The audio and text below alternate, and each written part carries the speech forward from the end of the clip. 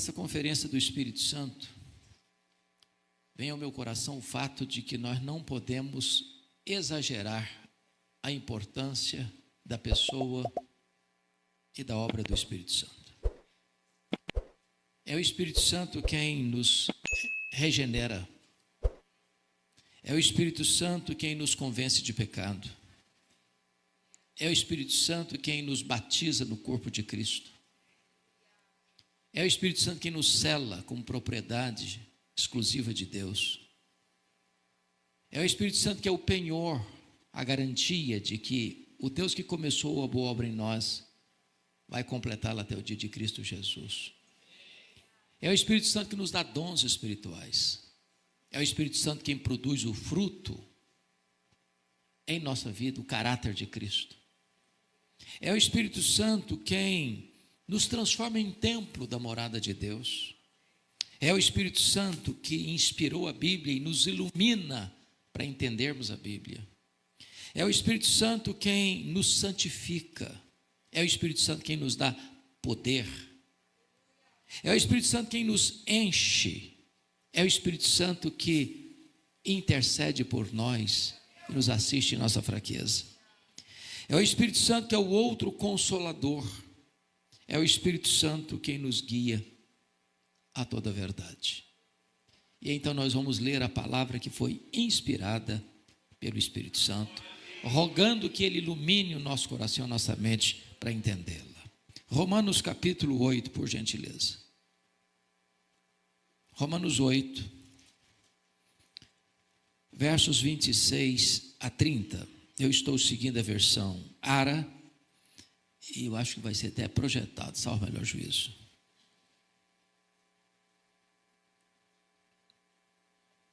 Antes de ler esse texto, todos sabem que Romanos é o grande manifesto cristão. É o Evangelho segundo Paulo. É a obra teológica mais robusta que foi escrita.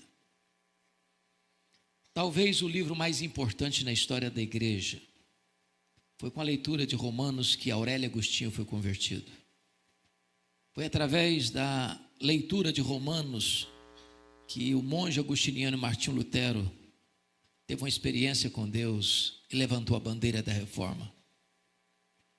Foi através da leitura do prefácio de Lutero à carta de Romanos que John Wesley experimenta um grande avivamento espiritual na sua vida e, por conseguinte, em toda a Inglaterra. Então, os estudiosos dizem que esta carta é a cordilheira do Himalaia de toda a revelação bíblica. E eu estou inclinado a crer que é verdade. E se Romanos é a cordilheira do Himalaia, então Romanos 8 deve ser o pico do Everest. Porque aqui você encontra a obra do Espírito Santo. Aqui você encontra a segurança da salvação que Ele, nos regenerando e nos assistindo, nos fornece. E esse texto diz assim, a partir do verso 26. Também o Espírito semelhantemente nos assiste em nossa fraqueza, porque não sabemos orar como convém, mas o mesmo Espírito intercede por nós sobremaneira com gemidos inexprimíveis. E aquele que sonda os corações sabe qual é a mente do Espírito, porque segundo a vontade de Deus é que Ele intercede pelos santos. Sabemos que todas as coisas cooperam para o bem daqueles que amam a Deus, daqueles que são chamados segundo o seu propósito. Porquanto os que de antemão conheceu, também os predestinou para serem conformes à imagem de seu Filho, a fim de que ele seja o primogênito entre muitos irmãos. E aos que predestinou, a esses também chamou. E aos que chamou, a esses também justificou. E aos que justificou, a esses também glorificou. Bom, eu quero fazer uma declaração contundente, talvez até provocante. E a declaração é esta: nem todas as pessoas que planejam e desejam vencer na vida, vencem na vida. Isso é um fato. E eu queria ilustrar esse fato com a saga esportiva brasileira. Claro que eu não vou recordar vocês a goleada de 7-1. Eu vou trazer à memória esclarecida de vocês fato anterior, 1950. O Brasil hospedava, naquela ocasião, pela primeira vez, uma Copa Mundial de Futebol. A imprensa internacional apontava o Brasil como forte candidato a sagrar-se campeão do mundo.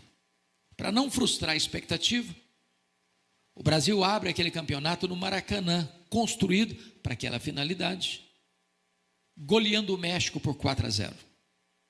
Vem para São Paulo e empata com a Suíça por 2-2. Depois ganha da então Iugoslávia por 2-0, classificando-se para a fase seguinte. Quando vai para a fase seguinte, o Brasil se torna um fenômeno, porque ele goleou a Suécia por 7-1. Vai para a semifinal e goleou a Espanha por 6-1. E no dia 16 de julho de 1950, o Brasil entra no Maracanã, com 198 mil torcedores, dependendo apenas de um empate com o Uruguai para sagrar-se campeão do mundo. No Brasil inteiro se festejava, as bandeiras eram desfraldadas, as pessoas dançavam nas praças e nas ruas, já comemorando antecipadamente a vitória. Para não frustrar, novamente, a expectativa, o Brasil entra em campo e faz 1-0 no primeiro tempo. Quase que volta para o segundo tempo com a faixa de campeão no peito. A partida começa, o Uruguai empata o jogo. Mas o Brasil ainda era o campeão do mundo.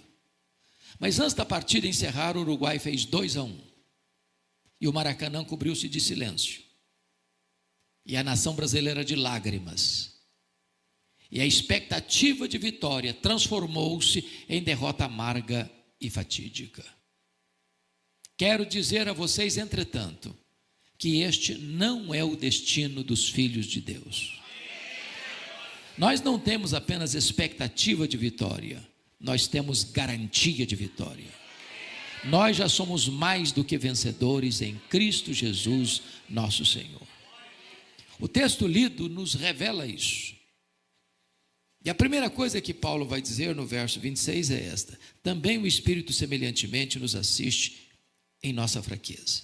Notem que nós não somos mais do que vencedores porque somos fortes.